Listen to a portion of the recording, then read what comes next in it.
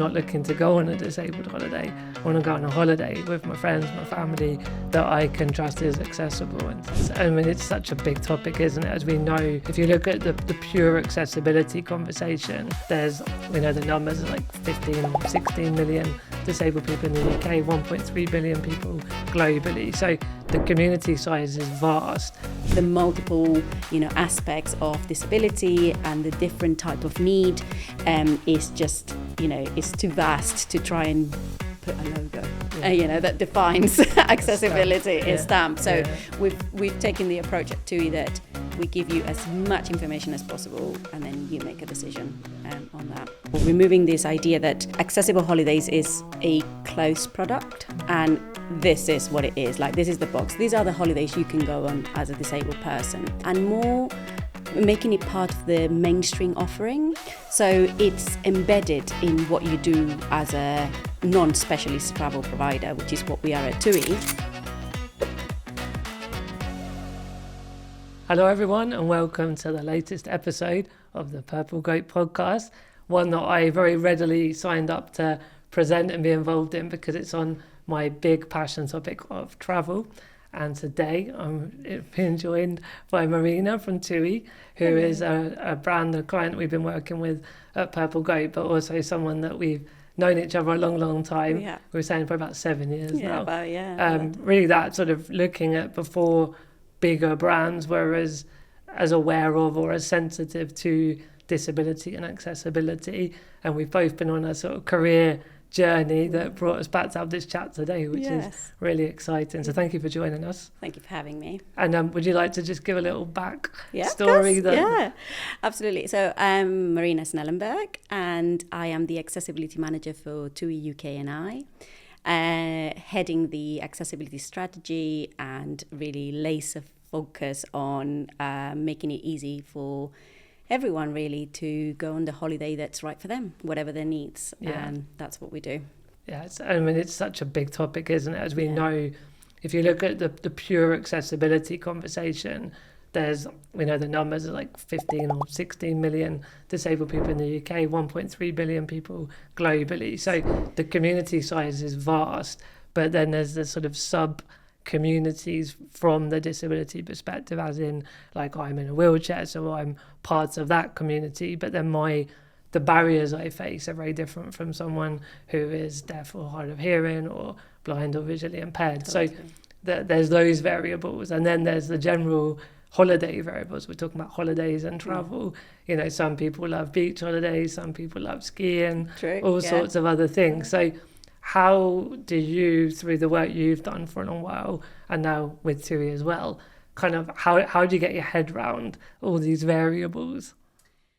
I suppose it's by taking out the idea, or removing this idea that accessible holidays is a closed product, and this is what it is. Like, this is the box. These are the holidays you can go on as a disabled person, and more making it part of the mainstream offering. So it's embedded in what you do as a non-specialist travel provider, which is what we are at TUI, subtly, rather than just like, these are the yes hotels and these are the no hotels. Like, that kind of idea of like, everything, as long as you have the right information, everything can be made somewhat accessible, as long as you as a customer, you are made aware of like different things that are important for you and for your access needs. Yeah, and I guess for me, two things that jump out. There's the product or the service, but the offering. And so I know there's a lot of work goes on in the background about how to vet what barriers exist, how to overcome barriers within the different segments of the disability community. And then the one thing you said there is about information. So I don't know if sort of either of those jump to you, but it'd be great if you could speak a bit more to those two specific points of the product and the information and things you've been doing at TUI to help address that as well. So there's a lot about how specifically for TUIs, we deal a lot with the local legislation of, okay, how many accessible rooms you have to have when you have 100 rooms in a hotel. So we need to deal with that aspect of it. We need to, whatever we can, set some standards and give some guidance as to what will be the best solution for a hotel that maximizes accessibility. Because you don't actually always own the hotel, is that That's correct? very true. Sometimes, sometimes we just, contract some rooms and we want to give as much choice as possible. So we do that for, hundreds and hundreds of hotels.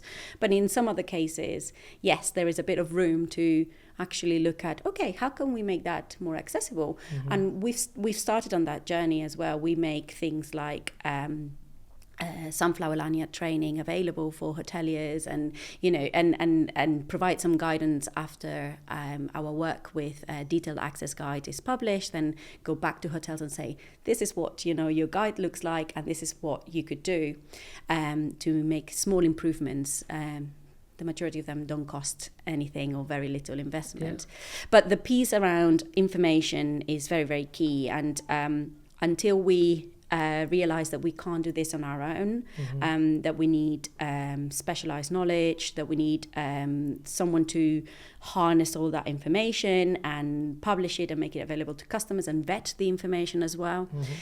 We do that through Accessible, who are great partners of ours, and they've been on this journey with us. Then when we reached that point, we were like, okay, this is how we do it. This is how we do it, because otherwise you forever relying on what a hotel tells you or what someone else's opinion is. And as you've just said, the multiple aspects of disability and the different type of need is just is too vast to try and put a logo that defines accessibility, a stamp. So we've taken the approach at TUI that we give you as much information as possible, and then you make a decision on that.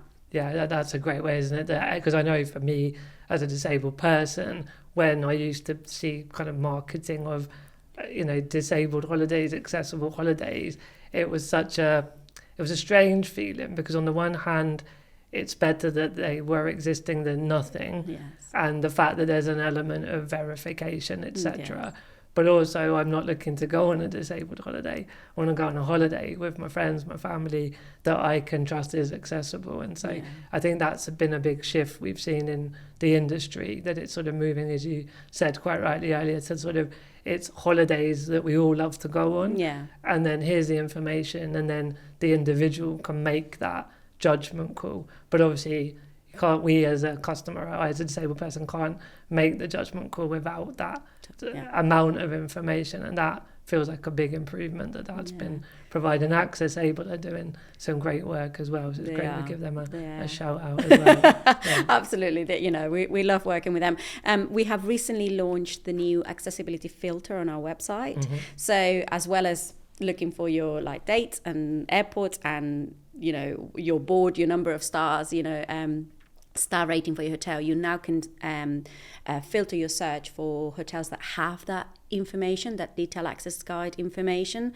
So we're making it easier to actually find the right holiday to start with, and then we want to make it easier to go on that holiday as well. But that's something we're very proud, because we've just integrated it within everything else, so you can filter through everything else as well as accessibility information available. So that's great. That filter point sparks a bit of a memory, because you'll remember before Purple Go, I co-founded Accommodable, which was essentially it was doing kind of filtering of accommodations, but not the full tour operating that TUI does. It was purely accommodation. And Airbnb acquired Accommodable, so all of the filters that are on Airbnb are a legacy really of that. The challenge that I think was found in that model, and you kind of referenced it earlier, is you're asking others to upload the information. And so I can and I'm not just calling out Airbnb, it's a challenge in all the different services, but I go on, I tick wheelchair accessible, for example, on a filter, and hundreds could come up in the place I'm looking. But as you and I know, sometimes you go to the destination, you arrive, I think it happened to me once in Tenerife. I got to the supposedly wheelchair accessible place and it wasn't. There were steps to get in, and that was where the individual owner of that property had incorrectly listed it, which caused quite a big problem for myself and others. So I think that kind of empowering people on the supply side, the hotel side, is fine, but there needs to be that stringency and that checking that the information is correct as well. Yes, and also that honesty that if you don't have the information, say so. The Accessible project with TUI is a very small percentage of our overall portfolio. That's okay. That's where we start. And for anywhere else where we don't have that information, we will make it clear that we don't have that information. So then you can decide, do I want to inquire more about this unit, this hotel, this resort, or do I, stick to the resorts that have the information? But honesty is the key.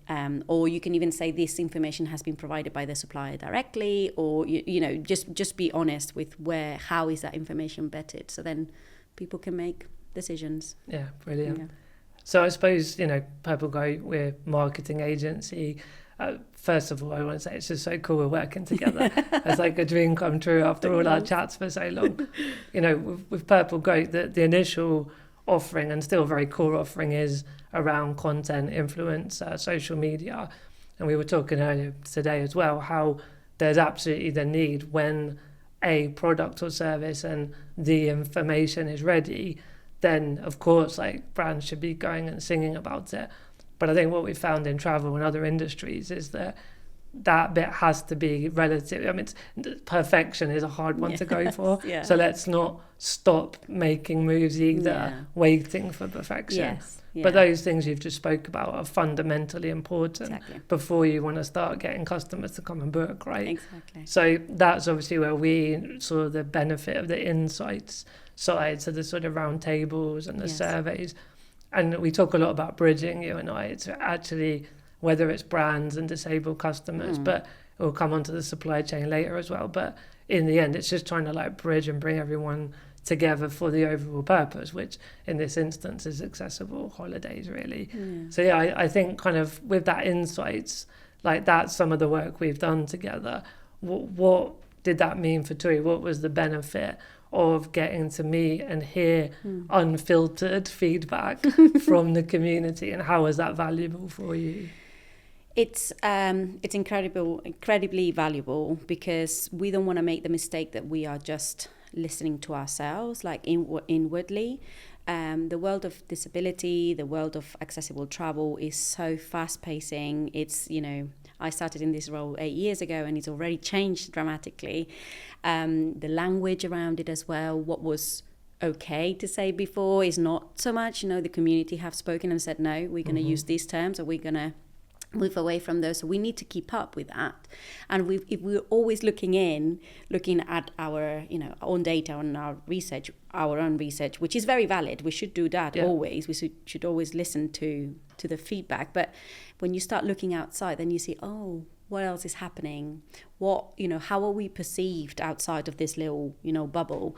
And doing the panels, we call them external forum because we have an internal forum, but now we have the external forum, has been great. So many great ideas. We've taken some forward already. Some others we are looking just how can we expand? And it's just been really nice to have that sounding board of, are we on the right track here? Are we missing something? It's nice to have validation, but it's also nice to have a bit of challenge and say, okay, we thought we were all right with this, but maybe we need to revisit this opinion. So it's really good. And then the research piece that Purple Goat did for us has been really good, because research in the accessible travel industry is very, very scarce. So we need to really invest into that. But it was nice to have some numbers behind what we felt were our opinions, and now we have proven evidence of the different trends. Amazing. Great to hear. And I know Dom and I on the last podcast that we did together spoke about that need to hear from the community, in the sense that, so Dom and I spoke earlier about the kind of sub community. So Dom and I are both wheelchair users, But like we've learned so much, not just from the other disability sub-communities, but even from other wheelchair users, because everyone has different experiences. And so I think we're all learning. And I think when you spoke to that leadership and that openness to take on feedback and change and evolve is easy to speak about in a podcast, but everyone at any brand will know it's easier said than done. So yeah, huge testament that you've been able as an organisation to do that, really. Yes, I think you have to be open, because if you're not, then you set on this path of like, okay, this is what we're going to be doing, and this is what we're going to, and once we've done it, that's it, we've ticked the box. But this is not a box ticking exercise. This is a strategy. This is an ambition that we have. And we need to be able to mold to it, because otherwise we're going to be obsolete within, within 3 years. And we don't want the accessibility strategy to just, disappear. We want it to grow and evolve and really look around us and bring others with us as well. So unless we keep hearing from the community, we're involved with organizations and as many agencies as possible as well, then that's when we get together. Yeah, and agreed. Make things happen. Always. So I guess a couple more points to touch on before we start to wrap. One is around the supply chain, and you can speak a bit more in the weeds than I can, but obviously TUI doesn't have control over every part of a person's holiday. So I guess it'd be good to hear from you a bit more about that end-to-end part for people going on holidays. And we all know, particularly with flying, there can be challenges, but just how you can navigate that, where you have some influence, where you don't. But I think it'd be good for people to hear a bit more about the supply chain side of a holiday, really. Yeah, I mean, we're lucky at TUI that we own quite a few parts of the customer journey. All of the research and book we own, we have our own airlines, our own cruises, our own hotels, our own transfer companies, our own experience to amusement, our own experience part of the business as well. But yes, there are times where our customers in their journey go into the hands of others. And that is hard, because if we talk about an accessible holiday, an accessible experience, from a customer perspective, it's going to be end to end. So our job is to make sure that we, first of all, gather as much information from the customer, as well as giving the customer as much information as possible. We gather as much information as the customer is willing to give us in terms of like what would make their holiday more accessible. It's our job to pass on that information to as many people as possible, to double check, triple check that everything is booked and rebook. And then for those little gaps where we don't have control, our job is to make sure that we work with those actors, and we really bring them along in this accessibility journey and really highlight the impact they have when things don't go to plan. And I would say that it's also my job as an accessibility manager to be part of the community of many other disability advocates and accessibility managers in the travel industry, to ask agencies and organizations to work together and to find common solutions, common ideas, put forward best practice, and share the good work, as well as highlight when things don't go to plan, because otherwise we are working in isolation, and that is never good for the customer. Thank you for sharing that. And as we know, there's complexities and there's challenges, but again, I think that spirit of collaboration, open dialogue is always going to be the one that gets us more forward. So the last point I wanted to touch on, and I'll give you a bit of space if there's anything you want to make sure we finish as well, but around influencer marketing and around content creators. So we spoke a bit, we're not tick boxing, as you said, but if we imagine that little checklist, there's that the compliance side, the product service side, supply chain, the information, so all that great work that's been going on. But there has to be the point where there's that open, guys, we've done all this work, we'd love you to come and enjoy the holiday with us, and we're still open to that feedback. So I know I think we're in the middle of an influencer activation, but you referenced something to me earlier when we spoke about how positive that's been for TUI. So it'd be great just if you could speak a little bit to that process of doing the influencer activation. I appreciate it's partly with some of your colleagues in the marketing team as well. It is. But anything you care to share around that would be really helpful. It's been really fun, and it's been really nice it's like the little bow to all the work we've been doing. We've worked so hard to gather all this content, to put it on the website, to make sure that everything works, and then for someone to go on and experience that and kind of like highlight it in the social media as this is possible. You can have an accessible holiday with TUI. This is what it looks like. And also, this is what it doesn't look like, because we are not a specialist provider. It's that honesty as well, what it isn't. Exactly, what it isn't. But we can provide an accessible holiday for you. Yeah. It's really nice to see it like end to end, and shown in that positive light, and also to work with the feedback that we get. It's representative media campaigns, and showing truthful experiences that are not manicured, that are authentic.